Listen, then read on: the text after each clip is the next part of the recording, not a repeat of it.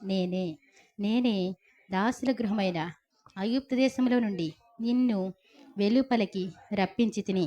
నేను తప్ప వేరొక దేవుడు నీకు ఉండకూడదు.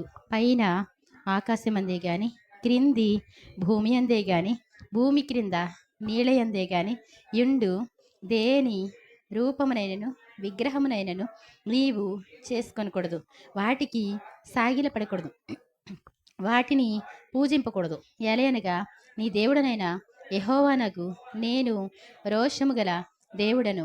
నన్ను ద్వేషించు వారి విషయములో 3-4 తరముల వరకు తండ్రుల దోషమును కుమారుల మీదికి రప్పించుచు, నన్ను ప్రేమించి నా ఆజ్ఞలు గైకొను వారిని 1000 తరముల వరకు కరుణించువాడనై యున్నాను. నీ దేవుడైన యెహోవా నామమును వ్యర్థముగా నుచ్చరింపకూడదు. యెహోవా తన నామమును వ్యర్థముగా నుచ్చరింపు వానిని నిర్దోషిగా ఎంచడు. విశ్రాంతి దినమును పరిశుద్ధముగా ఆచరించుటకు జ్ఞాపకముంచుకును. 6 దినములు నీవు కష్టపడి నీ పని అంతయు చేయవలెను. 7వ దినము నీ దేవుడైన యెహోవాకు విశ్రాంతి దినము. దానిలో నీవైనను, నీ కుమారుడైనను, నీ కుమార్తె అయినను, నీ దాసుడైనను, నీ దాసి అయినను, నీ పశువైనను, నీ ఇండ్లలోనున్న పరదేశి అయినను ఏ పనియు చేయకూడదు.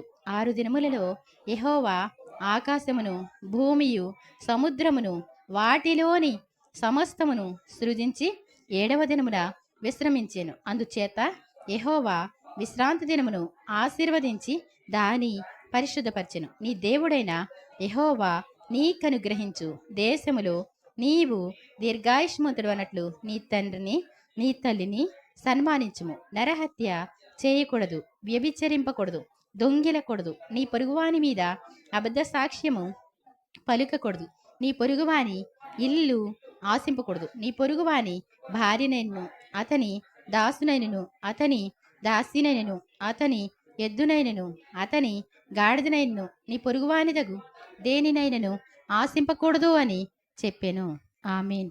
ప్రేమాగలమా ప్రియ రక్షకుడా, ప్రభువా మమ్ము కనికరించి మేమీ ఆజ్ఞల్ గైకొనుటకు మాయాత్మలను ప్రేరేపించు.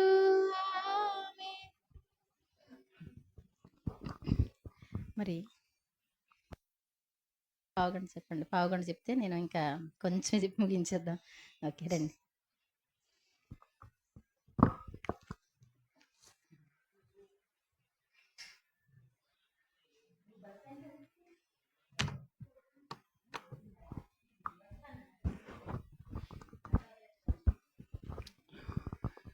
దేవుని మహాకృపను బట్టి ఆయన విశ్రాంతి దినాన్ని ఆశ్రయించడానికి వచ్చిన మనము కొద్ది సమయము దేవుని సన్నిధిలో మనమున్నామని గమనించి వారమంతా ఆయన తన రెక్కల కింద మనల్ని కాచి కాపాడిన గొప్ప దేవుని మనము కలిగి ఉన్నాం. విశ్రాంతి దినము నాది అని ప్రభు అంటా ఉన్నాడు.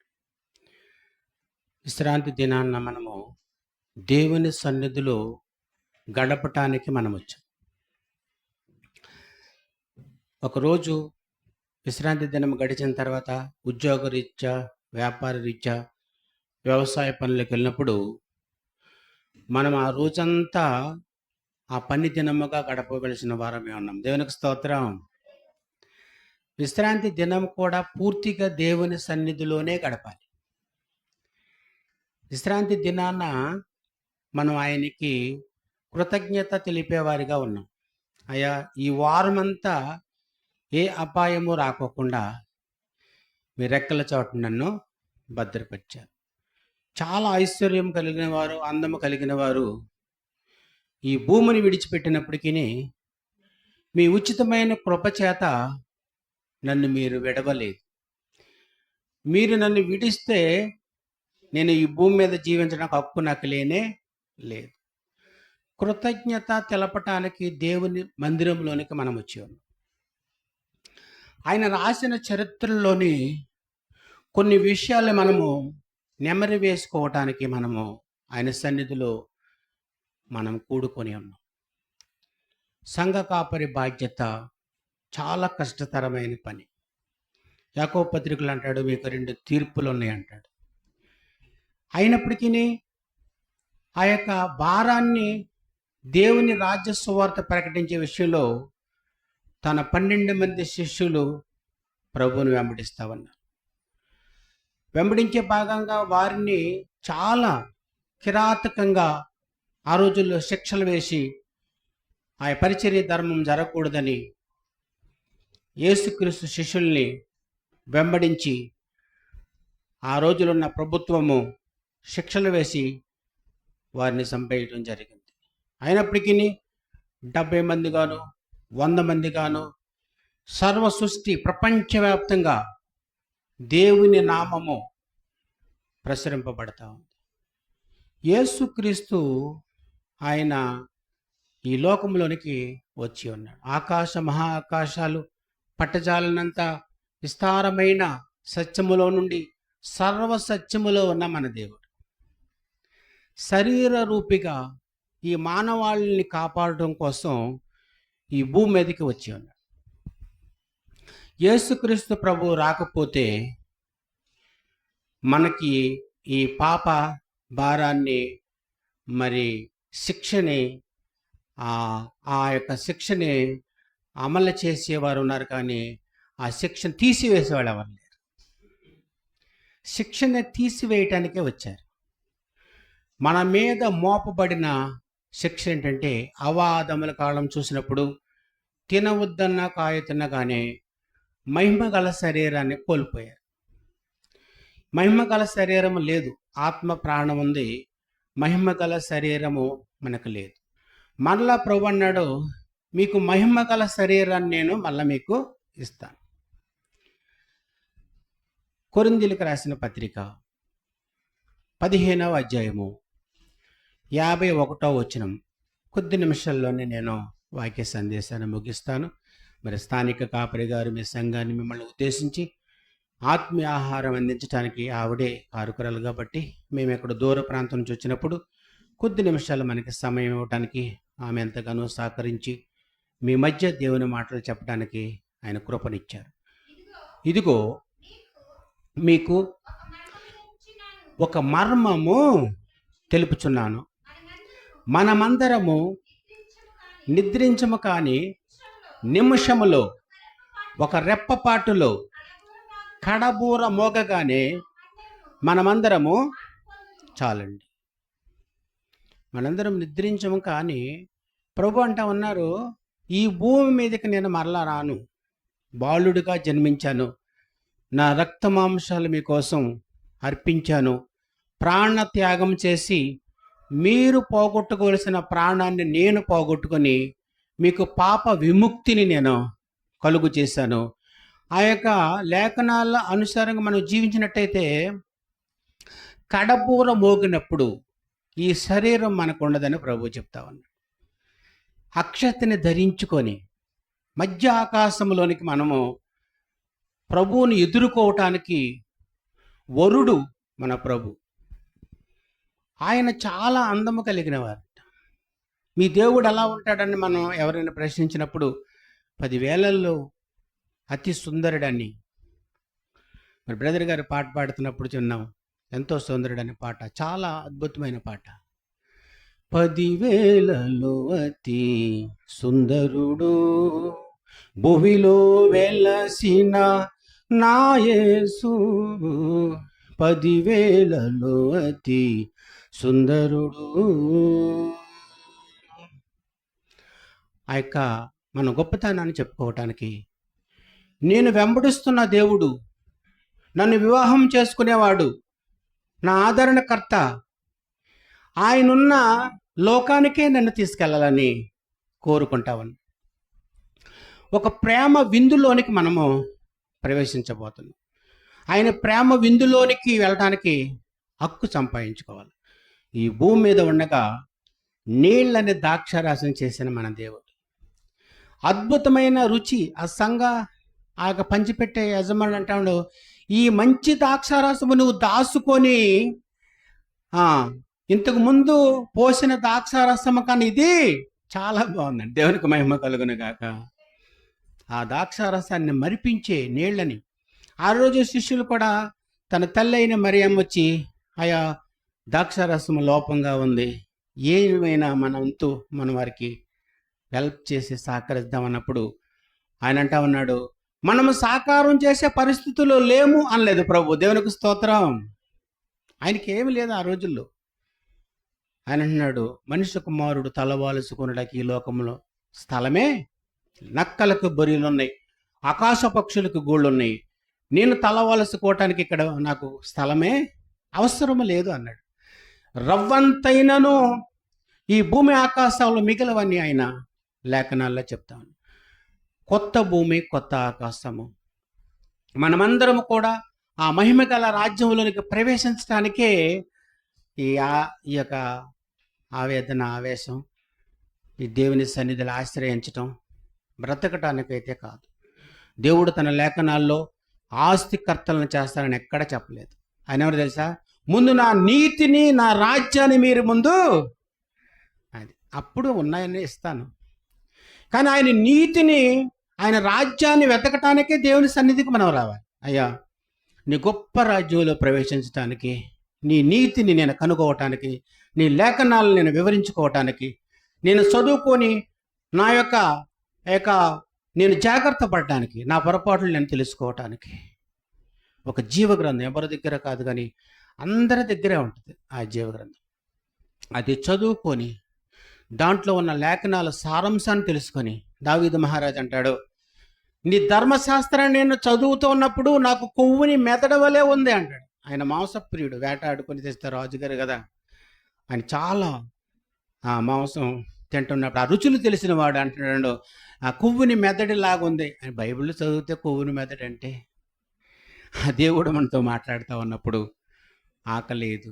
3 రోజులు యేసుక్రీస్తు వారు ప్రసంగం చేస్తూ ఉంటే ఎవరు కూడా ఆకలిని అడగలేదంట. దేవునికి మహిమ కలుగును గాక. ఇంకో 2 నిమిషాల్లో నేను ముగిస్తాను. ఎవరు కూడా ఆకలిని అడగలేదు. ఆయన మధురమైన మాటలు, యేసుక్రీస్తు మాటలు వింటా ఉంటే ఎవరు కూడా ఆకలిని అడగలేదు. అప్పుడు ప్రభు అంటున్నాడు, హృదయ అంతరంగం తెలిసిన మన దేవుడు తన పిల్లలు ఆకలితో ఉంటే తను చూస్తూ ఉండేవాడు కాదు మన దేవుడు. పేతురుని పిలిచి అంటాడు, పేతురు, వీళ్ళకి అందరికీ భోజనాలు పెడతాక ఏమైనా ఉన్నాయో మన దగ్గర చూడండి అని అడుగుతున్నాడు. వీళ్ళందరికీ భోజనాలు పెట్టడానికి ప్రభు అంటా ఉన్నాడు. పేతురు అంటాడు, అయ్యా, మీరు ఏ ఉద్దేశంతో మాట్లాడుతున్నారో కానీ మన దగ్గర సరుకులు లేవు, బియ్యం లేవు, మనమే ఎక్కడెక్కడో తిరుగుతూ ఉన్నాము. ఇంత జనానికి భోజనాలు పెట్టాలని మీకు ఎలా అనిపించిందయ్యా అని అంటా ఉన్నాడు పేతురు. ప్రభు అంటాడు, మీరు చూడండి, ప్రయత్నం చేయండి అంటే. ఒక చిన్న సండే స్కూల్ పిల్లవాడికి తన తల్లి 2 చేపలు, చిన్న చేపలని రాసింది బైబిల్లో, 5 రొట్టెలు, అవి తన కడుపు నింపుకోవటానికే, ప్రజలకు పెట్టడానికి కాదు, ఇతరులకు పెట్టడానికి కాదు, ఆ సండే స్కూల్ పిల్లవాడిని తన తల్లి ఆయత్తపరిచి పంపించి చూసినప్పుడు వాళ్ళందరి దగ్గర చూసినప్పుడు ఏమీ లేని ఒట్టివారిగా ఉన్నారు. ఆహారం కూడా తెచ్చుకోలేని పరిస్థితుల్లో ఉన్నారు. దేవుని మాటలు వినటానికే వచ్చారు కానీ ఆహారం తీసుకురావటం వాళ్ళ ఇంటి దగ్గర ఏమీ లేదు. అయినా ఇంటికి వెళ్ళిన తర్వాత ఏం తినాలో తెలియదు వారికి. అలాంటి పరిస్థితుల్లో ప్రభు దగ్గరికి పేతురు ఆ యొక్క 2 చేపలు 5 రొట్టెలు తీసుకొచ్చి, ప్రభువా, ఇవే మన దగ్గర ఉన్నవి, ఈ 1000 మందికి నువ్వు ఎలాగా పంచిపెట్టగలవు?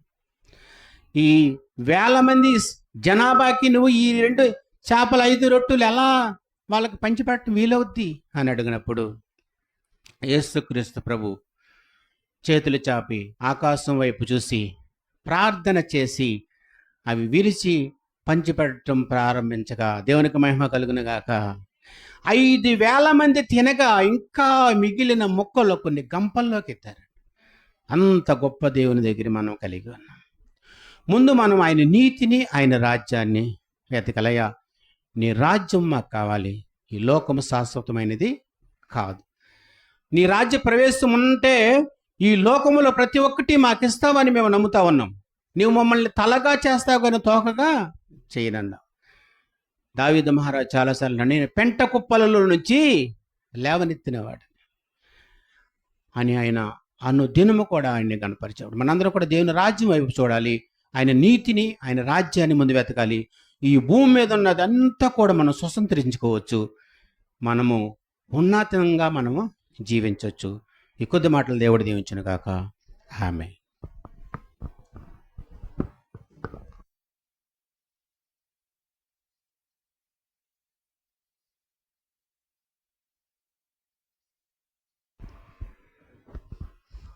కొంచెం సమయంలో చక్కటి మాటలు దండించిన దైవజనులకి వందనాలండి. దేవుని నామని స్తోత్రం. మీ అందరికీ నా వందనాలు. దేవుడు తన మహాకృపను బట్టి మనందరినీ కూడా ఆరోగ్యంగా సజీవ లెక్కలో ఉంచినందుకు దేవుని స్తోత్రం చెల్లిద్దాం. హల్లెలూయా, హల్లెలూయా. దేవుని సన్నిధి అంటే ఇష్టమైన అందరికీ ఏమండి. అతి త్వరలో మందిరాలు మూసేస్తున్నారని చెప్తున్నారు. ఆ మాట మీ చెవులకి వినబడిందో లేదో నాకైతే తెలియదు. ఏమండి ఏంటంట, ఇంకా మందిరాలకి తాళాలు వేసేస్తారు అని చెప్తున్నారు. కాబట్టి టైం ఉన్నప్పుడు మాత్రమే మనం సద్వినియోగం చేసుకోగలగాలి. లేదు అంటే తర్వాత అయ్యో ప్రభు నీ సన్నిధి అంటే ఆయన దగ్గర వేషధానులా ఉంటుంది కదా. ఒక ఆవిడ నాతో అన్నారు, ఏమండి అయ్య బాబోయ్ ప్రార్థనకి వెళ్ళటానికి చాలా దూరం అయిపోయిందండి, మాకు దగ్గరలోకి వచ్చిందంటే నేను ఎంతో సంతోషపడుతున్నాను, ఈసారి కాడ నుంచి సెలవులు పెట్టేసి వచ్చేస్తాను, జీడిమిల్లు వచ్చిందంటే అన్నారు. జీడిమిల్లు వచ్చారా అంటే ఏమండి మరి వచ్చారా అంటే ఏదో ఎగ్జామ్స్ నిమిత్తం ప్రార్థన చేయించుకోవడానికి వచ్చి వెళ్ళిపోవడమే తప్ప కాదు. కాబట్టి ఏంటి అంటే మనం హృదయపూర్వకంగా ఉన్నావా లేదా అనేటువంటిది దేవుడు చూస్తారు. మనం దేవుణ్ణి ఆరాధించేటువంటి సమయం అది మనుషులు పెట్టింది కాదు. దేవుడు చెప్పాడు 6 రోజులు పని చేసుకోండి, 7వ రోజు విశ్రాంతి దినం. దానిలో నీవైనా, నీ కుమారుడైనా, నీ కుమార్తె అయినా, నీ దాసుడైనా, నీ దాసి అయినా, నీ పశువైనా, నీ ఇంట్లో ఉన్న పరదేశి కూడా ఏ పని చేయకూడదు అని చెప్పారు కదా. అప్పుడు దేవుడు ఆశీర్వదిస్తాడు తప్పకుండా. ఆయన సన్నిధిలో మనం కనబడడానికి ఇష్టపడితే దేవుడు ఏం చేస్తారు, మనం ఆయన మాట వినగలిగితే మనల్ని దేవుడు దీవిస్తారు. అసలు మనిషి ఒక క్రైస్తవ జీవితంలో ఉన్నటువంటి వాళ్ళం ఇన్ని కష్టాలు, ఇన్ని శ్రమలు ఎందుకు అనుభవిస్తున్నామంటే మన ఇష్టాలు ఎక్కువైపోయినాయి, దేవుని చిత్తం తక్కువైపోయింది. దేవుని ఇష్టం అనేటువంటిది కొంచెం మాత్రమే. కాబట్టి అందుకోసమే మనిషి ఇంత నలిగిపోవడం, ఇంత వేసారిపోవడం, ఇంత విసిగిపోవడం, హృదయంలో సంతోషం అనేటువంటిది లేదు, వేదనతోనే. అందుకే యేసుప్రభువు వారు చెప్పినటువంటి మాట, ప్రయాసపడి భారం మోసుకుంటున్న సమస్త జనులారా నా యొద్దకు రండి. ప్రయాసపడి భారం అనేటువంటిది మనం ఆలోచిస్తే ప్రతిరోజు భారమే. అప్పుల భారాలు, సమాధానం లేక భారము, పిల్లల భారం, అద్దె కట్టుకోలేక భారం, ఇల్లు లేక భారం, ఏమండి సంపాదించుకోకపోతే భారం, జీవనోపాధి దొరకకపోతే భారం, ఏమండి ప్రతిదీ కూడా భారంగానే అనిపిస్తాయి. అందరూ ఫ్రీగా ఉన్నారండి? ఫ్రీగా ఉన్నారా? మీరు 10 రోజులు ఇక్కడ ఉండగలరా? ఏమండి 10 రోజులు ఇక్కడ ఉండగలరా? ఫ్రీగా ఉన్నాను అంటున్నారు కదా. ఏమండి అంకుల్ గారు ఉంటారంట, వచ్చేయండి అంకుల్ గారు, ఇక్కడ పాటలు పాడటమే మీ పని. ఏమండి కాబట్టి నిజంగా మనం ఏంటి, ప్రతి ఒక్కళ్ళు భారాలతోనే, బరువులతోనే. కాబట్టి దేవుడు చెప్పిన మాట వినడం ద్వారా, మరి అయ్యగారు చెప్పినట్టు ఏంటంట, నా నీతిని, నా రాజ్యాన్ని మొదట వెదకండి, అప్పుడు మీకు అన్నీ కూడా అనుగ్రహింపబడతాయి. దేవుని స్తోత్రం చెప్దాం. మొదట ఏమంటాడు ఆయన, మొదట నా నీతిని, నా రాజ్యాన్ని మొదట. దేవుని స్థానం ఎక్కడంట, ఎక్కడ ఉండాలి? మొదట అంటాడు. మనం ఏం చేస్తాం? చివరి చేస్తారు. ఏమండి మొదట చేయరు. మీరు గమనించి చూసుకోండి, మీ మనసుకి మీరు టిక్కు పెట్టుకొని చూసుకోండి. నా ప్రాణమా, నీవు అన్ని విషయాల్లో మొదటి స్థానం దేవునికి ఇస్తున్నావా అంటే నీ మనసే చెప్తుంది. నీకు ఎన్ని మార్కులు వేస్తావు నీ మనసే వేస్తే. ప్రతి పనిలో కానీ, ప్రతి విషయంలో కానీ దేవుణ్ణి ముందు పెడుతున్నావా లేదా? ఆయన నిన్ను చూస్తూ ఉంటాడు. ఆయన మొదట ప్రేమించింది ఎవరిని? ఆయన మొదట నేనే మిమ్మల్ని ప్రేమించాను. ఆయన మనల్ని ప్రేమించాడు. మనం ఏం చేస్తాం? మనుషులందరినీ ప్రేమిస్తాం. నమ్మానండి. ఏమండి ఆ తర్వాత ఏమంటాం? భర్త కూడా ఏమంటారండి? భర్తను కూడా ఏమంటారు? నిన్ను నమ్మి ఎంత వేదన పాలైపోయాను. పిల్లల్ని నమ్మితే కోడలు వచ్చిందనుకోండి, ఏమండి కోడలు వస్తే అందమైన ఇల్లు అప్పుడు దాకా కడద్దు అత్తగారు. ఒక్క స్పూన్ ఇవ్వదు, ఒక్క చిన్న ప్లేట్ ఇవ్వదు. ఏమండి అందమైన ఇల్లు కట్టిన తర్వాత కోడలు వచ్చిన తర్వాత ఏంటి ఏమండి కోడలు వచ్చిన తర్వాత ఏమండి ఈ లోకం అంతేనండి. ఇంకేముందండి మనంతట మనమే ఏమైపోతా ఉంటాం. ఒక పండు చెట్టు నుంచి అదికదే ఏమైపోతా ఉంటుంది దాన్ని అదికదే వదులుకున్నట్టు. అప్పటి వరకు ఎలా ఉంటుంది పక్కన వాళ్ళకి ఏమి కూడా వదిలిపెట్టలేం. చిన్న గ్లాస్ కూడా వదిలిపెట్టలేం, చిన్న గిన్నె కూడా వదిలిపెట్టలేం కదా. మొత్తం సమస్తం వదిలిపెట్టేస్తాం తర్వాత. కాబట్టి ఏంటి అంటే ఎవరిని నమ్మినప్పటికీ కూడా కన్నీరే ఉంటుంది. దేవుని నమ్మినటువంటి జీవితాల్లో సంతోషం ఉంటుంది. అందుకే అంటాడు ఆయన, మొన్నటి వారంలో చూస్తే ఆయన ఆ జనసమూహములను చూచి కొండ ఎక్కి కూర్చుండగా మత్తయి సువార్త 5వ అధ్యాయంలో ఒక్క వచనం మాత్రమే వివరించడం జరిగింది.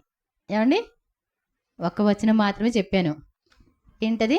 ఆయన శిష్యులు ఆయన యొద్దకు వస్తే ఆయన నోరు తెరిచి ఇలాగూ బోధింపసాగిన బహుజన సమూహాలు అందరికీ రోగాలు తొలగిస్తున్నారు, వ్యాధులు పోగొడుతున్నారు, దెయ్యాలను వెళ్ళగొడుతున్నారు. అందరు సంభ్రమంతో మొత్తం అంతా లోకమంతా ఆయన వెంబడిస్తూ ఉంటే ఏ ఊర్లు ఖాళీ ఉంటాయండి? ఏమండి ఆయన వీళ్ళందరినీ చూసి సముద్ర తీరానికి వెళ్ళడం, లేకపోతే కొండ ఎక్కి కూర్చోవడం. మన వారంలో ఇదే చెప్పామండి. ఆయన మాట్లాడుతూ ఉంటే ఎన్ని రోజులైనా ఎవరు అలా కూర్చున్న వాళ్ళు కూర్చున్నట్టే ఉన్నారు. దేవుని స్తోత్రం చెప్దాం. సంతోషంగా వింటా ఉన్నారు. వారిలో ఒక్కడు కూడా ఇంటికి వెళ్దామన్న ఆశ లేదు. అదే దేవుడు ఎక్కడ ఉంటే అక్కడ పరలోకంలా ఉంటుందా ఉండదా? దేవుని స్తోత్రం చెప్దాం. దేవుడు ఉన్న చోట ఎలా ఉంటుంది? పరలోకమే. అవునా కదా? దేవుడున్న జీవితం పరలోకమే కదా. మీరు ఒక్కటి ఆలోచించవచ్చు. ఎలా అంటే సింపుల్గా అర్థం అవడం కోసం, మంచి అనేటువంటిది దేవునికి సంబంధించింది, చెడు అనేటువంటిది సాతానికి సంబంధించింది, వెలుగు అనేటువంటిది దేవునికి సంబంధించింది. ఈ చాలాసార్లు చెప్పాను నేను. వెలుగు అనేటువంటిది దేవునికి సంబంధించింది, చీకటి అనేటువంటిది సాతానికి సంబంధించింది, రహస్యం అనేటువంటిది సాతానికి సంబంధించింది. మరి అంత బట్టబయలు అనేటువంటిది దేవుడిదే. అలాగే మరి ఏదైనా మంచిది ఏదైనా సరే మరి అలాగే మరి అంటాడు, విశ్వాసికి అవిశ్వాసికి పొత్తు ఎక్కడిది, చీకటితో వెలుక్కి సంబంధం లేదు. ఒక అతను వెళ్ళి కూర్చొని ఏమంటే డిబేట్కి కూర్చున్నాడు. అదే డిబేట్లు గట్రా ఇవన్నీ వద్దు, మనం అందరం ఏకమైపోవాలని కూర్చున్నాడు. ఎవరి దగ్గర? కరుణాకర్ సుగ్గున, ఆ తర్వాత రాధా మనోహర్, అదే మన ఎవరు లలిత కుమారు, ఇంకో ఆయన ఎవరో ఉన్నారు. ఏమండి అందరం కలిసి ఉందాం అంటే, నీకు ఒక్కటే కావాలంటే వెలుగే కావాలంటే పరలోకం, చీకటే కావాలంటే నరకం, రెండు కావాలంటే భూలోకం. ఏమండి ఈ భూలోకంలో పగలు చీకటి ఉంటుంది, మంచి చెడు అనేటువంటిది ఉంటుంది, కన్నీరు ఉంటుంది, దుఃఖం ఉంటుంది, కష్టం ఉంటుంది, శోకం ఉంటుంది, అన్నీ ఉంటాయి ఇక్కడ. ఏమండి ఒకటే కావాలంటే ఏం చేయాలి? పరలోకమే. అంతేనా కాదా? ఈ లోకంలో అది సాధ్యం కాదు. అందరూ కలిసి ఉండాలంటే సాధ్యం అవుద్దండి. అంటే మనం అందరం ఏకంగా ఉందామంటే వాళ్ళు ఏమంటారు? మీ వాళ్ళు ప్రచారం చేస్తున్నారు. మీ దేవీ దేవతలను ఎవరైనా సరే దూషిస్తే గనక ఈ రోజు నుంచి ఏం చేద్దాం? వాళ్ళు పట్టుకురండి రికార్డ్ చేసి. దేవీ దేవతలను దూషించేది ఏంటి? మీ గ్రంథమే అలా చెప్తుంది. ఏం గ్రంథం అంటండి? ఈ గ్రంథం ఏమని చెప్పుద్ది? సపరేట్ అయిపోద్ది. ఈ గ్రంథం ఏం చేస్తుందంట? సపరేట్ అయిపోద్ది. అంటే ఏమండి లైట్ వేస్తే ఏమైపోద్ది? మరి ఉండొచ్చుగా, చీకటి కూడా సగం ఒకటే ఉండొచ్చుగా. ఆటోమేటిక్గా చీకటి పారిపోద్ది, వెలుగు వచ్చేస్తాయి. గుర్తుపెట్టుకోవాలి మనం. ఎందుకు అంటే ఏమండి అందరూ అందరూ కూడా చూడండి, చాలా చక్కటి చిన్ని చిన్ని షార్ట్లు కూడా ఇస్తూ ఉంటారు కదా. ఏమండి ఒక చిన్ని కోతి పిల్లని పెద్ద కోతి నేలకు రాసేసుకుంటూ వెళుతుంది. ఒక వ్యక్తి చూడగానే కారాపి దాన్ని అయ్యయ్యో అని చెప్పి అది తీసుకొచ్చి దానికి ట్రీట్మెంట్ చేసి ఆ బుడ్డి దానికి పాలు పోసి మురిసిపోతా దీన్ని రక్షించాను అనుకుంటున్నాడు.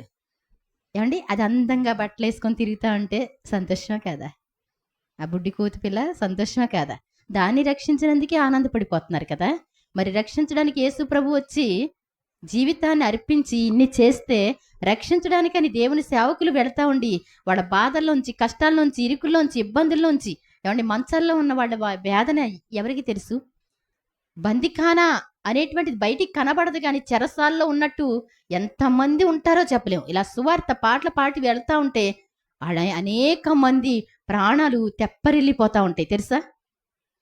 ఏమండి సువార్త కోసం బయలుదేరితే ఎలా ఉంటుంది అనుకున్నారు? రోజు వస్తుందని కాదండి, అలా వెళ్తా ఉంటే ఎంత సంతోషంగా ఉంటుందో తెలుసా.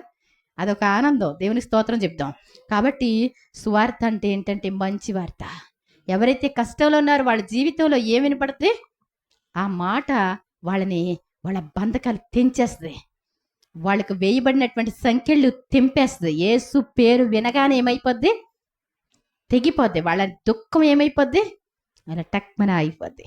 రక్తస్రావం గల స్త్రీకి రక్తదారులు ఎలా కట్నియో యేసు ప్రభు మాట వింటే ఏమైపోద్దండి?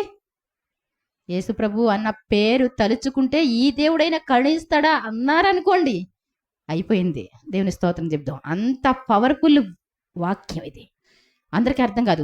మాది కూడా దేవుడు కాదు. నేను చెప్తున్నాను, చాలా చిరాకు వస్తుంది ఆ మాట అంటా ఉంటే. తక్కువ కులాల దేవుడు కాదు. మా కులానికి జడిసి మేము ఇలా ఉండిపోతున్నాం అంటే అజ్ఞానం అది. ఏమండి? కులం ఏం చేయదు నిన్ను, మతం ఏం చేయదు నిన్ను, నీ బంధువులు ఎవరు నీకు సహాయం చేయలేరు. యేసు ప్రభు వార్త అంటే అది నీ దగ్గరికి వచ్చిందంటే వెలుగు లోకములోనికి వచ్చిన ప్రతి మనిషిని వెలిగిస్తా ఉంది. అది లోకము తమ క్రియలు చెడ్డవైనందున వెలుగునొద్దకు రారు. రాధిక వాళ్ళ చుట్టాల దగ్గరికి వెళ్ళి చెప్తే, మా వృత్తి ఏ వృత్తి అండి? ఏమండి? వాళ్ళు సెలూను చేస్తారు. కానీ వాళ్ళ వృత్తికి దేవునికి అడ్డేంటి నాకు తెలియదు. మా వృత్తి కుదరదండి, నాకు తెలుసండి. దేవుడంటే నాకు తెలుసు, ఆయనే దేవుడు అని తెలుసు. ఏంటంట ఎంత బాధ అనిపించిందో నాకు. ఇప్పటికీ అది గుర్తొస్తానే ఉంటుంది మనసులో. ఏమండి? వేరే అని కాదు, వాళ్ళ కులానికి దానికి సంబంధం ఏంటండి? నీ వృత్తికి నీకు సంబంధం ఏంటి? నీకు వచ్చిన ప్రతి రూపాయి, ఒకవేళ మాకు కాటాలో మేము తేడా పెట్టుకోవాలి కాబట్టి యేసు ప్రభువుని నమ్ముకుంటే కరెక్ట్ పెట్టాలి కాబట్టి ఏంటంటండి, అందుకే రాలేమండి. ఏమంటే వచ్చిన డబ్బులు 10 రూపాయలు వస్తే 100 రూపాయలు పోతాయి. తెలీదా ఆ విషయం? ఏమండి? ఈ లోకంలో అందరూ కూడా అనుభవించేట క్యాన్సర్లు, భయంకరమైనటువంటి రోగాలు, ఇంటి నిండా సరుకులు ఉన్న తినలేని పరిస్థితి. అవునా కదా? ఇవన్నీ అర్థం కావట్లేదా మనిషికి? నీతిగా, న్యాయంగా, యథార్థంగా జీవిస్తే దేవుడు ఆశీర్వదిస్తాడు. భూమి యొక్క శ్రేష్ఠ పదార్థాలు అనుభవిస్తావు. అందరికంటే సంతోషంగా ఉండగలుగుతావు. కాబట్టి నిజంగా మరి ఆయన చెప్తారు, మరి ఆత్మ విషయమై దీనులైన వారు ధన్యులు, పరలోక రాజ్యము వారిది. ఆత్మ విషయమై దీనులు. ఆత్మ అంటే దేవుడు ఆత్మ గనుక. ఏమండి? దేవుడు ఆత్మ గనుక ఆయనను ఆరాధించేవారు ఆత్మతోనూ సత్యముతోనూ ఆరాధించాలి. ఆయన మనిషిలా కాదు, విగ్రహంలా కాదు. అర్థమవుతుందండి? ఆయన ఏంటంటే, నువ్వు మనసులో అలా అనుకుంటే నీ మనసుతో కలిసేటువంటి దేవుడు. దేవుని స్తోత్రం చెప్దాం. నువ్వు ఎంత దూరమో వెళ్ళాలని నీ క్రొత్తలో అలా అనిపిస్తుంది. ఆ తర్వాత ఏమనిపిస్తుంది?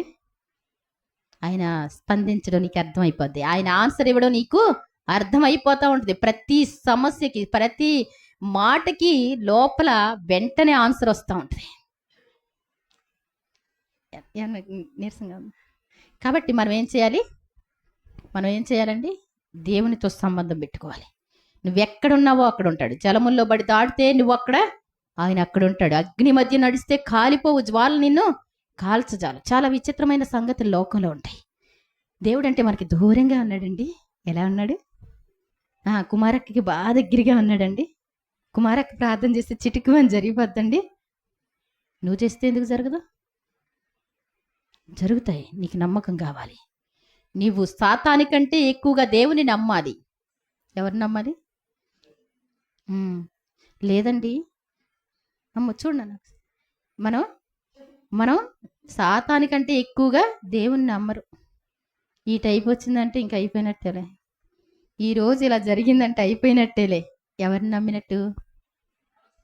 ఏమండి? సాతాన్ని నమ్మినట్టు. దేవుని నమ్ముకున్న వాళ్ళకి అవన్నీ ఉండవండి అన్నారనుకో, ఏమైపోద్దండి? అక్కడ మాట వెళ్ళి కార్యం జరిగిస్తుంది. అర్థమవుతుందండి? కాబట్టి మనం దేవుడు ఆత్మ గనక మన మనసులో మనం ప్రార్థన చేస్తే, నేను అతిశయోక్తిగా చెప్పను కానీ, దేవుడు అధికారం ఇచ్చాను మరణం మీద అని చెప్పారు. ఎక్కడికి వెళ్ళినప్పటికీ కూడా మరణం ఎగిరిపోవడమే. దేవుని స్తోత్రం చెప్దాం. మరి వదినాళ్ళ ఆడ పాస్టర్గా చెప్పేవారు కుర్రోళ్ళు. ఆ సిస్టర్ గారి పేరు హల్లెలూయా. వాళ్ళ తమ్ముడు గూటాన్ నాకు చక్కగా టక్ చేసుకొని, అందమైన కుర్రోళ్ళు అన్నయ్య పెళ్ళి అయినప్పుడు వస్తూ ఉండేవాడు. తీరా చూస్తే సాతాను పోరాటంలో సాతాను సవాల్ చేసిందంటండి, నేను పలానా రోజు నేను తీసుకుపోతాను. ఏంటంటండి, రాత్రిపూట వచ్చి తొక్కేస్తూ ఉంటే ఆడ ప్రార్థనలు ఏం సరిపోలేదంట. అంటే అర్థం ఏంటి? అర్థం ఏంటి? మనకంటే ఎక్కువ ప్రార్థన చేస్తారు, మనకంటే ఎక్కువ మోకాళ్ళు వేస్తారు, మనకంటే ఎక్కువగా దేవుని స్తుతిస్తారు, ఆరాధిస్తారు. నేను చెప్తున్నాను, ఈ నా మాటలు విని వాటి చొప్పున చేయి ప్రతివాడు బండ మీద తన ఇల్లు కట్టుకున్న బుద్ధిమంతుని పోలి ఉంటాడు. ప్రభువా ప్రభువా అని పిలుచు ప్రతివాడును పరలోక రాజ్యంలో ప్రవేశింపడు గాని పరలోకమందున నా తండ్రి చిత్త ప్రకారం చేయవాడే ప్రవేశిస్తాడు. అర్థమవుతుందండి? మనకి తెలియదు దేవుని సన్నిధికి ఎలా తగ్గించుకొని రావాలో, ఎలా ఆయన వైపు తిరగాలో తెలియని పరిస్థితిలో దేవుడు రక్షింపనేరకి ఉన్నట్లు ఏండి, రక్షింపనేరకి ఉన్నట్లు యెహోవా హస్తం 59లో ఉంటుంది యెషయాలో. రక్షింపనేరకి ఉన్నట్లు యెహోవా హస్తము కురుచ కాలేదు, విననేరకి ఉన్నట్లు ఆయన చెవులు మందము కాలేదు. మీ పాపములు ఆయనకి మీకు అడ్డుగా వచ్చినాయి. నీకు సహాయం అందట్లేదు అనడానికి కారణం ఏంటి? మధ్య గోడ. ఆ గోడ ఏంటి? పాపములు. ఆ పాపములు మధ్య గోడను ఆయన ఏం చేశాడంటండి?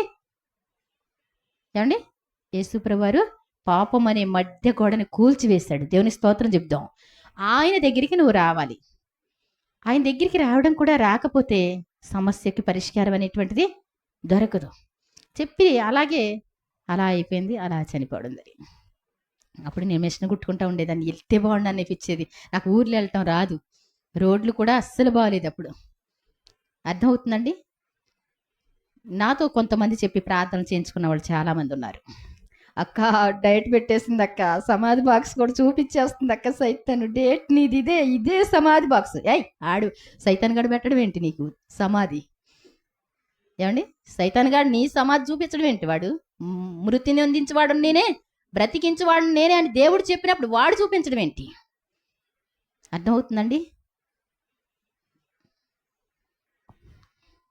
సింపుల్గా తగ్గిపోయింది. దేవుని స్తోత్రం చెప్తాం. ఒక ఇద్దరు చాలా మరణంతో పోరాటంలో ఉన్నారని, వాళ్ళ కోసం మా ప్రార్థనలు సరిపోవట్లేదని పెద్ద భక్తుడు చెప్తే అందరూ కూడా ప్రార్థించండి అని పెట్టితే, నేను ఏమండి ఊరుకోలేక, బ్రదర్ వాళ్ళ నెంబర్ ఇద్దరు పెడతారా అని అడిగాను. పెడతారండి? మనకి పెడతారా ఎవరైనా? ఏళ్ళ ప్రార్థన ఎంత అనిపిస్తుంది, అంతేనా కాదా? నిజంగా ఏంటి అంటే అలాంటి వందలు చూశాను నేను. దేవుని స్తోత్రం చెప్తాం. నీవు దేవునికి లోబడి దేవుని మాట నీవు వినగలిగితే నీ మాట ఎప్పుడు త్రోసేయడా. అయిపోయారా బాబు వీళ్ళంటే, నేను ఎక్కువ ప్రార్థన చేసే ఓపిక నాకు లేదు ప్రభువా, వాళ్ళ దగ్గర నుంచి ఫోన్ వచ్చింది, ఈ ప్రార్థన మీరు త్రోసేయద్దు, వాళ్ళకి జీవం ఇవ్వండి ప్లీజ్, నాకు ప్రార్థన చేసే ఓపిక కూడా లేదు అన్నాను. ఒక రోజున అమావాస్య శనివారం, ఇక్కడ నీళ్ళు కూడా లేవు కడగడానికి, కష్టంగా ఉంది. వాళ్ళు వచ్చారు ప్రార్థన చేయించుకుంటా కొంతమంది. ఈ హాస్పిటల్ నుంచి ఇంకో హాస్పిటల్కి వెళ్ళగానే నార్మల్ అయిపోయినాయి. దేవుని స్తోత్రం చెప్దాం. అర్థమవుతుందండి? ఎందుకు అంటే నీవు ఆయన మాటకి వాల్యూ ఇస్తే, విలువ ఇస్తే, నీ మాటను కూడా దేవుడు ఏం చేయడు. నిన్న కాక మొన్న బిఎస్ఎన్ఎల్ అంకుల్ గారికి ఆపరేషన్ జరిగింది, హార్ట్. అంటే వెళ్తారు వచ్చేస్తారు అనిపిస్తుంది. భయపడకండి, బాధపడకండి, ఇలాగే చెప్పే. అమ్మ నువ్వు చెప్తే సంతోషమే, అక్క మీరంటే సంతోషమే అనేసి వాళ్ళ కోడలు కూడా ఇక్కడ పాప కోసం ప్రార్థన భోజనాలు పెట్టుకున్నారు కదా పాలకొల్లోళ్ళు. అయితే అలా అయిన తర్వాత ఆ నైటు నా కల్లో మా నాన్నగారు చనిపోయినట్టు మొత్తం చుట్టాలు వచ్చేసారు. ఏమండి, అందరు చుట్టాలను చూసా. తీరా చూస్తే నాకు మెరుగు వచ్చేసరికి భయం అనిపించింది. పొద్దున్నే బైబిల్ తీసి చదివితే ఏ చూసినా పలానా రాజు మృతి నిండును, పలానా వాళ్ళు మృతి నిండును వస్తుంది. అబ్బో ఇదేదో పెద్ద డేంజర్ కేసు లాగానే ఉన్నట్టుంది. ఏమండి, సరే మనం పట్టుదలకు ప్రార్థన చేయకపోతే ఇదే డేంజర్లా ఉంది. ఆయన అంకుల్ గారు మీరు భయపడకండి అని చెప్తే, నువ్వు మాట్లాడితే ధైర్యం అమ్మా అంటే, నేను మాట్లాడితే సైలెంట్గా ఉంటున్నారు. మీరు భయపడకండి, మీరు ఎలా వెళ్ళారో అంతకంటే ఎక్కువగా రోగాలన్నీ పోయి బాగా వస్తారు. అలాగేనమ్మా, అంతేనండి. అసలు ఆ మాట అంటానికి కూడా ఏదో భయం ఆయనకి. నిజంగా ఆ రోజంతా ఎక్కువ ప్రార్థనలోనే గడిపాం.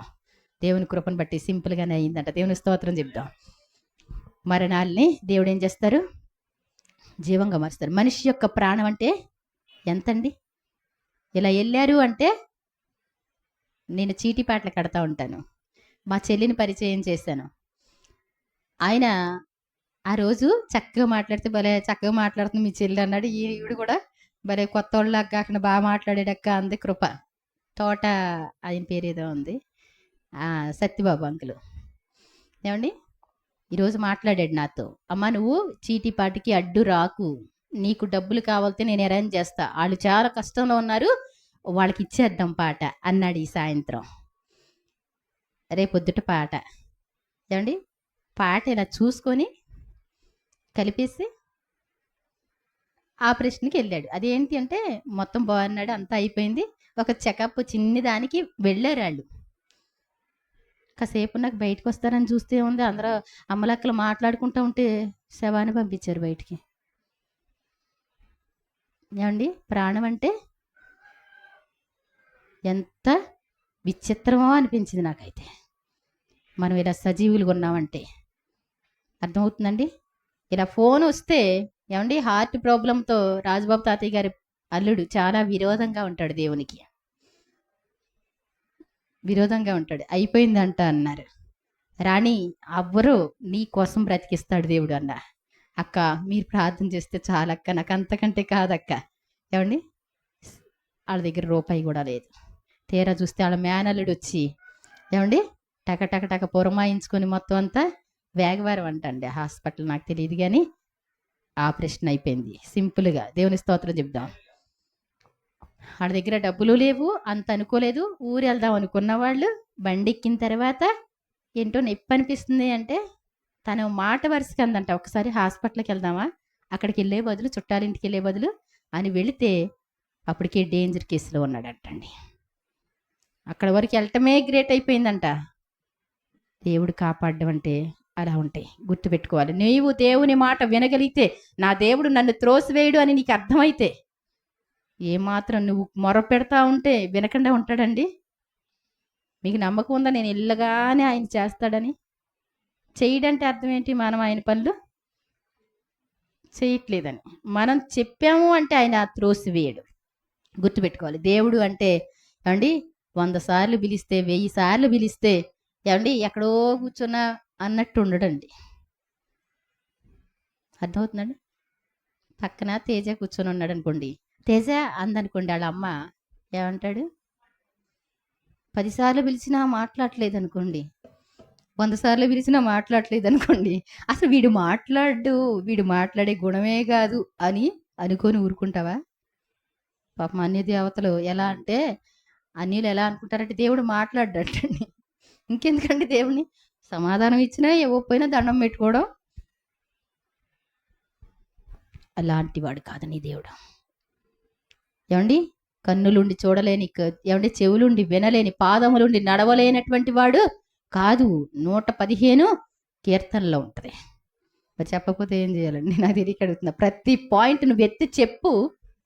దాచి దాచి దాచి చెప్తే తప్ప ఏమండి ఆయన చెప్పినవన్నీ చెప్పడానికి ఈ రోజున అందరూ భయపడి దాచి దాచి చెప్పకుండా ఉంటున్నారు అంతే. లేకపోతే రోజుకి 100 మంది లెగిసిపోవాలి. అర్థమవుతుందండి. నేనే దేవుడును, తూర్పు దిక్కు నుండి పడమటి దిక్కు వరకు నేనే దేవుడును, రక్షించువాడినైనా నేనే దేవుడును, నువ్వు పేరు పెట్టి నిన్ను పిలిచి ఉన్నా, నీవు నా సొత్తు. నిన్ను వదులుకోవడం ఆయనకి ఏం మాత్రం ఇష్టం లేదు. దేశాలు అప్పగించుకుంటాడు. ఒకవేళ ప్రభువా నన్ను రక్షించని ఆయన పేరు పెట్టి నువ్వు పిలిస్తే గనక నిన్ను వదులుకోవడానికి ఆయన వదులుకోడు అంతే. అంటే హృదయాల్లో ఉన్నది కూడా చూస్తాడు దేవుడు. వస్తామండి, మా మనసులో ఉందండి, మేము ఇంటికడే ఉంటామండి. ఏమండి అటేమో మరణం దగ్గరికి వచ్చేస్తున్నా, వస్తామండి అనేవాళ్ళు కొంతమంది. ఏమండి వాళ్ళు వచ్చి చేశారండి. ఏమండి ప్రార్థనకి రండి అంటే వాళ్ళు వచ్చి చేశారండి.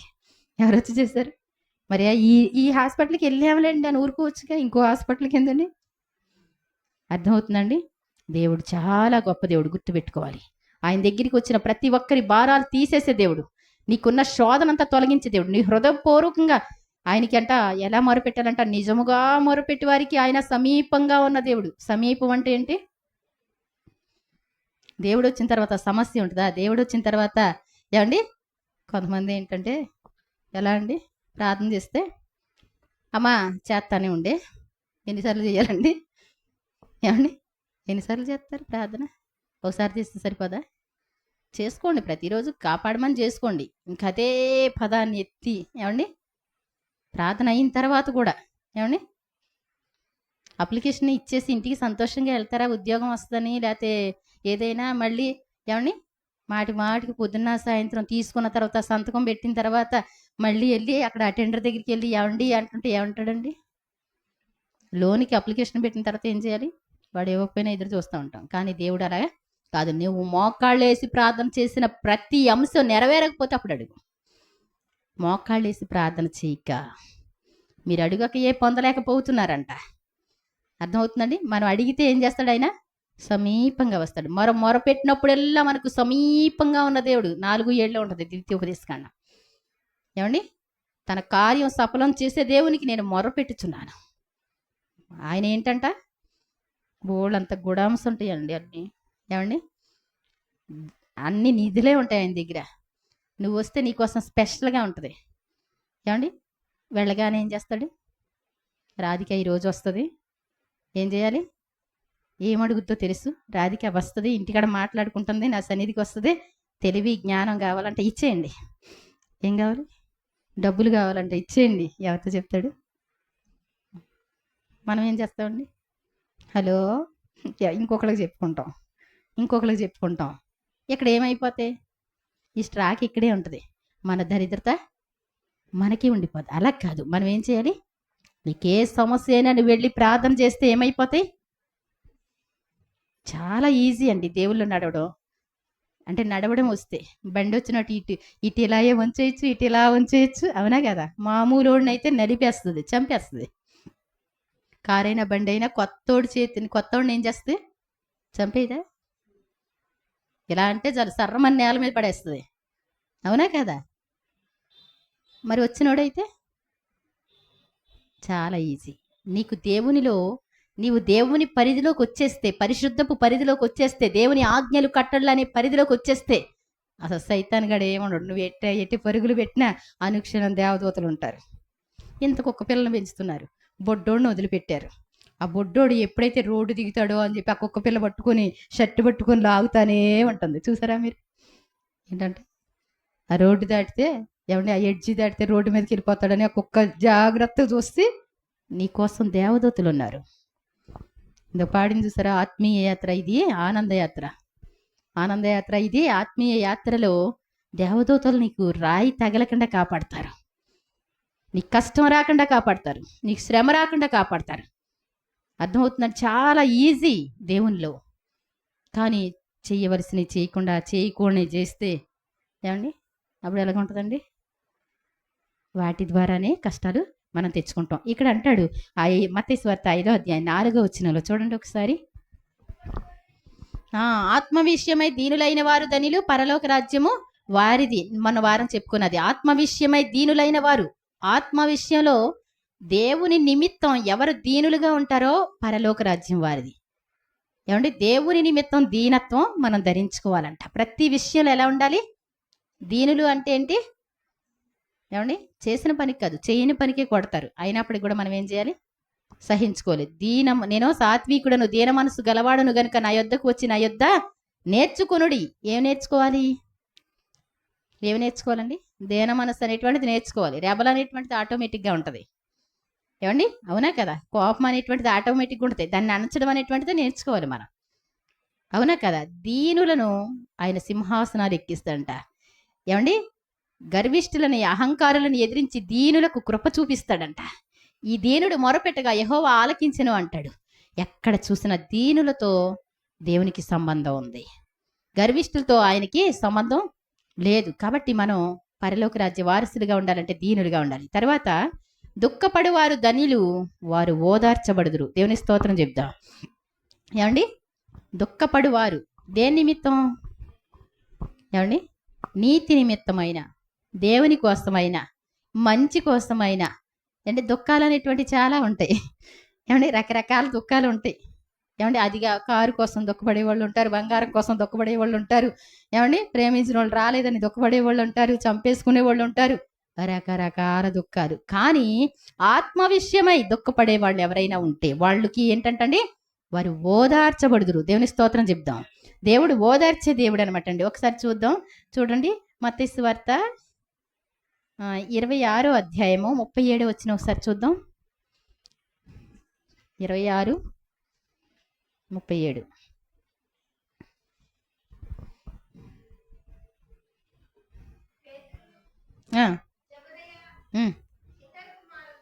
పేతురును జెబెదయి ఇద్దరి కుమారులను వెంటబెట్టుకొని పోయి ఏంటంటండి, దుఃఖపడుటకును చింతాక్రాంతుడు అవుటకును మొదలు పెట్టాను. యేసు ప్రభు వారు ఇక్కడ ఏమండి సర్వశక్తి కలిగినటువంటి దేవుడు. ఆయన మాట చేత సమస్తాన్ని సృజించగల దేవుడు. ఏమండి మాట చెప్తే అద్భుతాలు జరుగుతాయి. ఆయన ఎవరు పట్టుకోలేరు. ఆయన అంతటా ఆయన అప్పగించుకుంటే దాన్ని ఎవరు కూడా ఆయన్ని పట్టుకోలేదు. కానీ ఆయన అంటండి పేతురు గారిని జెబెదయి ఇద్దరు కుమారుని వెంటబెట్టుకుని ఏమండి మరి ఒలీవల కొండకు వెళ్ళి అక్కడ ప్రార్థన చేస్తా ఉన్నారు. అప్పుడు బహు దుఃఖాక్రాంతుడు అవడానికి ఏమండి చింతపడడానికి ఆరంభమయ్యాడంటండి. ఈ లోకంలో చింతలన్నీ తీసేస్తాను, ఆయన మీకోసం చింతిస్తున్నాడు, మీ చింత యావత్తు ఆయన మీద వేయండి అన్నాడు. ఏ విషయంలో కూడా మన దుఃఖాన్ని తీసేసే దేవుడు. మనల్ని చాలా రాసుకున్నాను కానీ ఈ వారానికి సరిపోదండి, ఇంతటితో ఈ కొటేషన్. ఎందుకు అంటే సంతోషం ఇవ్వడానికి నీ కోసం దుఃఖంలో పాల్గొన్నాడు దేవుడు. దేవుని స్తోత్రం చెప్దాం. బహు దుఃఖాక్రాంతుడుగా నీవు ఎంత ఏడుస్తావో అంతకంటే సర్వలోకం ఏడ్చిందంతా ఆయన తీసుకున్నాడు. ఆయన దుఃఖపడడానికి చింతాక్రాంతుడవును. సర్వలోక పాపం ఆయన మీద పడితే, ఒక చిన్న పాపం పడితే, ఒక నింద పడితే మనం ఎంతో హృదయం బ్రద్దలైపోద్ది. అవునా కదండి? ఎవరైనా చిన్న మాట అంటే ఎలా ఉంటుందండి? ఇక్కడ 10,000 పెట్టాను, ఏమైపోయినాయి, ఎవరు వచ్చారు, వాళ్ళిద్దరే వచ్చారు అన్నారు అనుకోండి, ఎలా ఉంటుందండి? ఏమండి ఇక్కడ ఉంగరం ఒకటి ఉండాలి, మిస్ అయిపోయింది, ఎవరు వచ్చారు, ఫలానా వ్యక్తి వచ్చారు, అంతే అయిపోయింది. ఎలా ఉంటుందండి? మనసుని ఏం చేస్తుంది? అది చాలా కష్టపడుతుంది కదా. ఈ లోకంలో ఉన్న దుఃఖాలన్నీ కూడా ఆయన భరించాడు. ఆయన ఎంతో వేదన అనుభవించాడు నీ కష్టం తీయడానికి. మనం ధనవంతులుగా ఉండడానికి ఆయన దరిద్రుడయ్యానని దేవుని వాక్యం ఉంది. ఆయన నీ దుఃఖాన్ని భరించినటువంటి దేవుడు. మళ్ళీ వారంలో చెప్తాను మొత్తం ఎంత సంతోషం ఇస్తాడో అన్నీ రాసుకున్నాను నేను. ప్రతి విషయంలో కూడా నీకు సంతోషం కావాలి అంటే ఒకటే మార్గం, ఆయన దగ్గరికి వచ్చి కూర్చోవాలి, ఆయన దగ్గర మోకరించాలి. ఏమండి ఆయన దగ్గరికి రాకుండా ఇస్తారండి ఎవరైనా? ఏమండి రాకుండా ఇస్తారా ఎవరైనా? ఇప్పుడు నేను ఇస్తాను అన్నా, నా దగ్గరికి రాకుండా ఏమండి కొంచెం పంపించే ఒకసారి అన్నారనుకోండి, ఎలా ఉంటుందండి? ఏమండి బాగోదు కదా. ఒక పెద్దోళ్ళు ఉన్నారు, అమ్మ రా నీకు ఇస్తాను అన్నారనుకోండి, ఎవరితోన్నా పంపిస్తావా అంటే బాగుంటుందా? మనం ఏం చేస్తాం? ఎవరో ఒకళ్ళు కావాలి, మనం అడగం. కాబట్టి ఏంటంటే ఆయన దగ్గరికి మనం ఏం చేయాలి? రావాలి. ఈ రోజు నుంచి మోకరించి చూడండి, మోకరించి మర్యాదగా చేతులెత్తి నమస్కారం పెట్టుకొని ప్రార్థించి చూడండి. మీకు ఇవ్వకపోతే అప్పుడు మళ్ళీ ఫోన్ చేసి నాతో చెప్పండి, నువ్వు చెప్పావు కదా. ఏమండి చెప్పండి, ఏమవదు. ఆయన గొప్ప దేవుడని నేను చెప్పగలను. దేవుని స్తోత్రం చెప్దాం. ఏమండి ఇస్తాడు ఆయన తప్పకుండా. కాబట్టి ఏంటంటే ఆ తర్వాత 2 కొరింథీ 7:10 చూడండి ఒకసారి. 2 కొరింథీలకు రాసిన పత్రిక 7వ అధ్యాయం 10వ వచనం.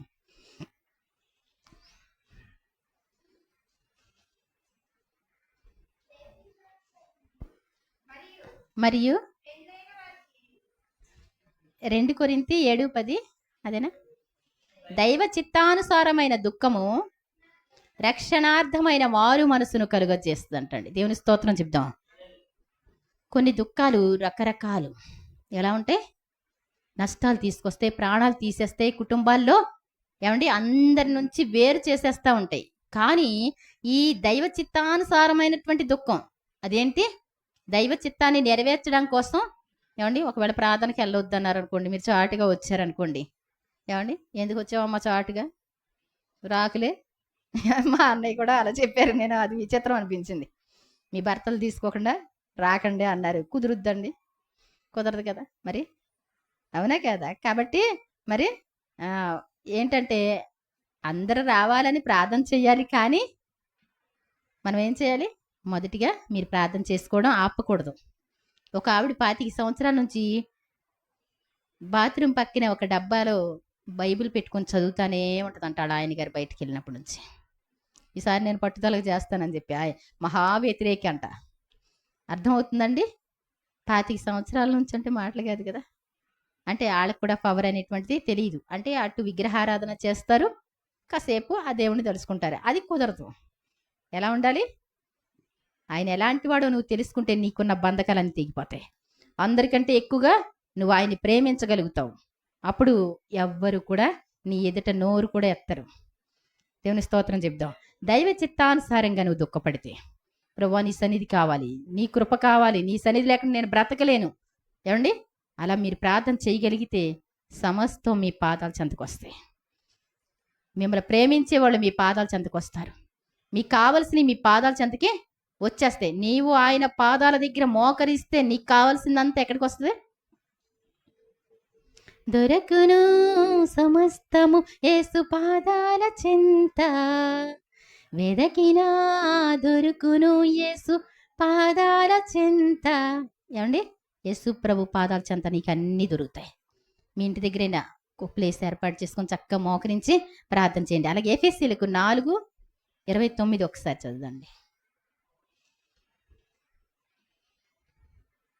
ఎఫెసీయులకు రాసిన పత్రిక 4:29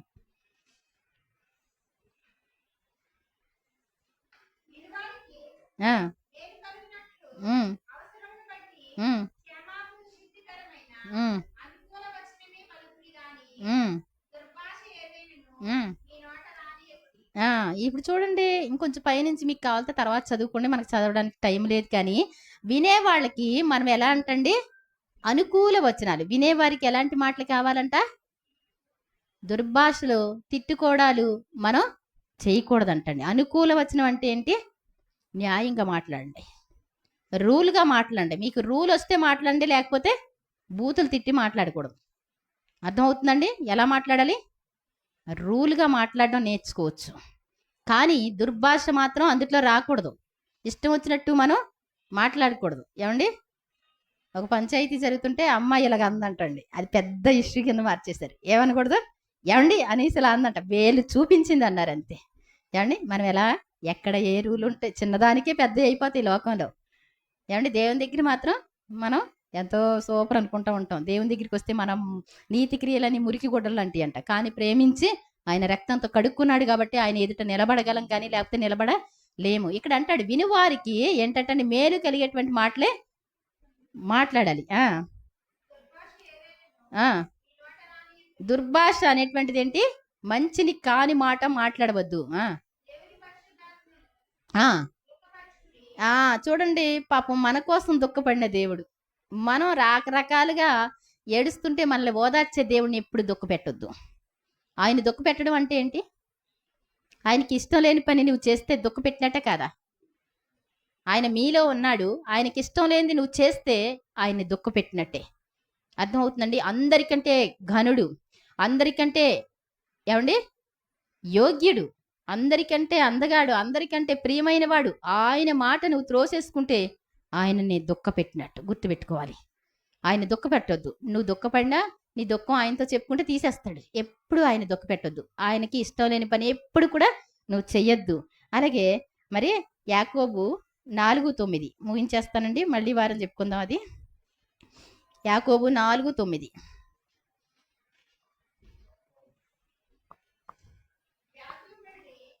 వ్యాకుల పడుడి ఏంటంటండి?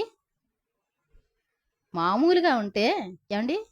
ఎందుకు అంటే ఇంకా ప్రకటన గ్రంథంలో చూస్తే 18:8 చదవద్దు, వచ్చేవారం చదివిద్దాం. ఈ లోకంలో సంతోషం, అన్నీ కూడా కలిసి ఉన్నటువంటి వాళ్ళు చాలా బాగున్నారండి అనుకుంటారంట. వాళ్ళకి ఒకే దినాన వస్తాయంటండి. నాశనం హఠాత్తుగా వచ్చేస్తుందంట, దుఃఖం వచ్చేస్తుందంటండి, వైధవ్యం వచ్చేస్తుందంటండి, కన్నీరు వస్తుంది. మరి నాశనానికి సంబంధించిన ప్రతి అంశం ఒకే రోజులో వస్తుందంట, మెల్లిమెల్లిగా రాదు. మేము ఎంతో సూపర్గా ఉన్నాం, మేము అందమైన బిల్డింగ్లు, అందమైన కార్లు, అందమైన టైపు, మాకు మంచోళ్ళు దొరికారు, మాకు ఆ మంచి అల్లుడు వచ్చారు, మాకు అన్నీ అనుకుంటే ఎన్ని రోజుల్లో పోద్దంట? ఒక్క దినంలో పోద్దంట. అందుకోసం ఏంటంటే ఇలాంటి ఆనందాల కోసం, ఇలాంటి సంతోషాల కోసం నువ్వు కష్టపడొద్దు కానీ నువ్వేం చేయాలంట? ఒకవేళ నవ్వుతా ఉన్నావా, కష్టంలో ఉండి పైకి నవ్వుతా ఉన్నావా, అలా వద్దు. ఏం చేయండి? దుఃఖపడండి, దేవుని సన్నిధికి రండి, దుఃఖపడండి. దేవుని సన్నిధిలో దుఃఖానికి ఏమండి ఏం చేస్తంట? దుఃఖానికి ప్రతిగా దేవుడు ఏం చేస్తంట? ఆనంద తైలాన్ని ఇస్తాంట. ఆనంద తైలం అంటే ఏంటి? అది అలా ప్రవహిస్తూ ఉంటుంది. ఒక్క స్ప్రే ఇలా అంటే చాలు, ఎక్కడికో వెళ్తుంది వాసన. నీ పేరు అంత అందంగా మార్చేస్తాడు దేవుడు. అర్థమవుతుందండి? దుఃఖపడుడి. ఏం చేయాలంటండి? నా బుద్ధి బాగాలేదు ప్రభువా, నన్ను క్షమించండి, నీ సన్నిధిలో ఉండే భాగ్యం నాకు దయచేయండి అని దుఃఖపడండి, ఏడవండి, వ్యాకుల పడండి. అయ్యో నా మనసు ఏంటి ఇలా ఉంటుంది, మనుషుని ఆశ్రయిస్తుంది ఎందుకు? నా మనసు తెరచాప వంటి జీవితం, లోక ప్రేమ సుడుల మధ్యలో నలుదిశల కృంగుతున్న వేళ, నిజమైన నీ ప్రేమతో నన్ను నీ దరికి చేర్చినావే. అటు ఇటు కొట్టుకొని ఎవరిని ప్రేమించాలో అర్థం కాక, ఎవరిని అడగాలో అర్థం కాక, ఎవరిని ఆశ్రయించాలో అర్థం కాక తల్లడిల్లిపోయేటప్పుడు ఏంటంటండి? ఒక్క కేకగా నా ప్రభువా అంటే, ఆయన పట్టుకున్నాడు అంటే నువ్వెవ్వరి వైపు చూడవు. దేవుని స్తోత్రం చెప్దాం. ఆయన ప్రేమ ఒకటే నిన్ను నిలబెడద్ది. లేకపోతే మనుషులు మామూలుగా ఉండరండి. వాళ్ళ కోసం సోగు చేసుకొని, వీళ్ళ కోసం సోగు చేసుకొని తిరిగి ఏమండి ఎంత బాధో అవన్నీ కూడా.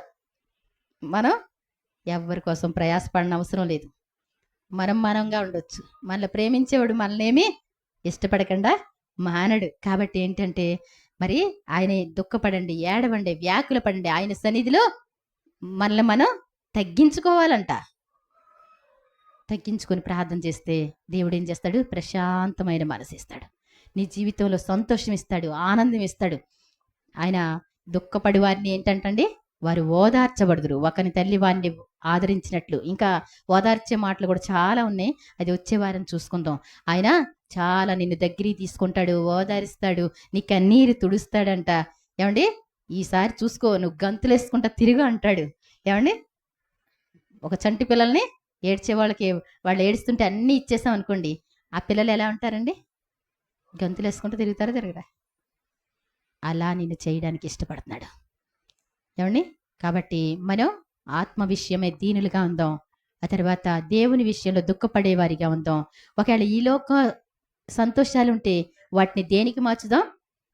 దేవుని సన్నిధిలో దుఃఖంగా మార్చుకొని, ప్రభువా నన్ను క్షమించండి, నన్ను దీవించండి అని ప్రార్థన చేద్దాం. ఇంకా ఈ రోజున్న కష్టం కానీ, ఈ రోజున్న శ్రమ కానీ, దరిద్రత కానీ నీ జీవితంలో ఏనాడు కనబడకుండా దేవుడు ఏం చేస్తాడు? అవన్నీ తీసేయడానికి వచ్చాడండి దేవుడు. నీ మీద మోపడానికి కాదు, నీ మీద నేరం మోపడానికి ఆయన కూర్చోలేదు. నీ మనసు నీ మీద నేరారోపణ చేసిందనుకోండి, నేను చెప్తున్నాను, ఈ తప్పు నువ్వు చేస్తావంటే, ఈ తప్పు భలే గుర్తు చేస్తావే, ఆయన కడిగేస్తాడు ఇప్పుడే. యేసునామములో ప్రభువా ఈ తప్పుని కడగండి ఆయన అంటే ఏం చేస్తాడు ఆయన? ఈ మనసు గుర్తు చేస్తే ఆయన కడిగేసే దేవుడు ఉన్నాడు. అర్థమవుతుందండి? పాపములు చేశాను నేను, నీ ముందర నా తల ఎత్తలేను, క్షమించగలిగే నీ మనస్సు ఓదార్చింది నారదనలో. నా హృదయము మీతో అంది, మీకు వేరై మనలేనని అతిశయించిద నిత్యము, నిన్నే కలిగున్నందుకు. యేసయ్యా యేసయ్యా యేసయ్యా యేసయ్యా. హల్లెలూయా. అర్థమవుతుందండి? మీకు ఎన్ని భారాలు ఉన్నాయో ఒకవేళ ప్రార్థన అయిపోయిన తర్వాత ఒక్క 2 నిమిషాలు మోకరించుకొని, ప్రభువా మీకున్న భారాలన్నీ చెప్పుకోండి, అన్నీ తీసేస్తాడు. గుర్తుపెట్టుకొని చెప్పండి. ప్రార్థన చేసేటప్పుడు ఏమండి మీ అప్పులన్నీ నేను తీర్చేస్తానంటే ఒక అప్పు రాసేసి వదిలేస్తారా? వెతుక్కొని చీటి పడతో సహా రాసేస్తున్నాం మనం అయితే. ఏమండి? అర్థమైందా? కొంచెం సేపు మోకరించి మీరు ఏం చేసుకోండి, ప్రార్థన చేసుకొని, మనసారా ప్రార్థన చేసుకొని వెళ్ళండి. దేవుడు మీ హృదయం మీద ఏ భారం ఉండనివ్వడు. ఈ రోజు నుంచి మీ సంతోషం ఎవరు కూడా, మీ సంతోషాన్ని ఎవడు అపహరింపనివ్వడు అంటాడు. ఎవడు ఎత్తుకుపోడు. 2 నిమిషాలు ఉండి సంతోషం కాదు, నీ హృదయంలో సంతోషం ఉంటుంది. దేవుడు తన పరిశుద్ధ వాక్యాన్ని దీవించునుగాక. ప్రార్థన చేసుకొని, పరిశుద్ధుడైన పరమ తండ్రి, మీ ఘనమైన నామానికి వందనాలు ప్రభువా. ఎంతో మంచి దేవుణ్ణి కలిగి ఉన్నాం, నిజమైన దేవుణ్ణి కలిగి ఉన్నాం, సర్వ సృష్టికర్తను కలిగి ఉన్నాం. ప్రజలందరి వేదనలు చూసి నాయనా వారి యొక్క కష్టాన్ని తీర్చడానికి, వారిని పరలోక రాజ్య వారసులు చేయడానికి భూలోకానికి దిగి వచ్చిన మహాప్రేమికులు నాయన మీరు. నాయన మమ్మల్ని క్షమించమని మీ సన్నిధిలో ప్రార్థిస్తున్నాం. మా మీద బరువుగా, భారంగా, దుఃఖంగా, కన్నీటితో నాయన ఎంతో వేదనతో ఉన్నటువంటి నాయన పరిస్థితులన్నీ మీ సన్నిధికి వచ్చి నాయన మీ సన్నిధిలో ఒప్పుకుంటూ ఉన్నాం. వీటన్నిటికీ మీరు వెల చెల్లించారు కాబట్టి నాయన మమ్మల్ని కూడా క్షమించి మా వెల మీరు చెల్లించారని నమ్ముచున్నాం తండ్రి. ఈ పాపాలేవి మా మీద భారంగా ఉండకూడదు. ఈ రోజు నుంచి చిన్న బిడ్డల వలె సంతోషంగా ఉండడానికి మీరే కృప చూపించండి. మా నాయన తరతరాల నుంచి వస్తున్న పాపాలన్నీ క్షమిస్తున్నారు ప్రభువా. 1000 తరాల ఆశీర్వాదాలు ఇస్తున్నారు. 3-4 తరముల వరకు తండ్రుల దోషం ఉంటుందన్నారు. మా తాత ముత్తాతలు చేసినటువంటి దోషాలు ఏమైనా ఉంటే నాయన ఆ రోగాలు కానీ, ఆ శాపాలు కానీ మా మీద ఏలుబడి చేయకుండా మీరే కృప చూపించమని, ప్రతి ఒక్కరూ నీ సన్నిధిలో మోకరించి ప్రార్థించే అనుభవం దయచేయమని పరిశుద్ధాత్ముడా ప్రార్థించే ప్రార్థనాత్మను ప్రతి ఒక్కరికి గిఫ్ట్గా ఇమ్మని ప్రార్థిస్తూ, ఈ రోజు నుంచి సంతోషంగా ఉందురుగా కానీ ప్రార్థిస్తూ యేసు నామమున నడుచున్నాను తండ్రి. ఆమేన్.